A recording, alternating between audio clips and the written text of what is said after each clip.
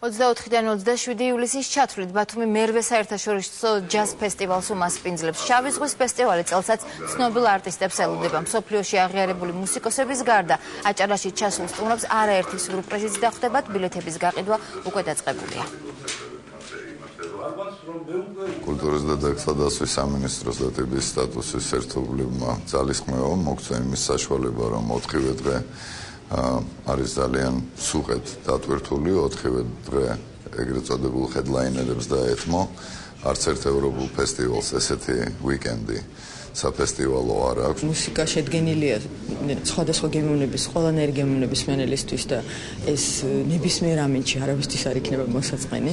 თუმცა არის ძალიან სერიოზული მომზადება შარშანდელი გამოცდილებით, იქ ინფრასტრუქტურულად ნებისმიერი ამინდისთვისაც კი. ერთ-ერთი ცნობილი ბენდი Men in Brass რამდენიმე დღის განმავლობაში დარჩება მან და უსასყიდლოდ კონცერტებს გამართავს ღია ცის ქვეშ.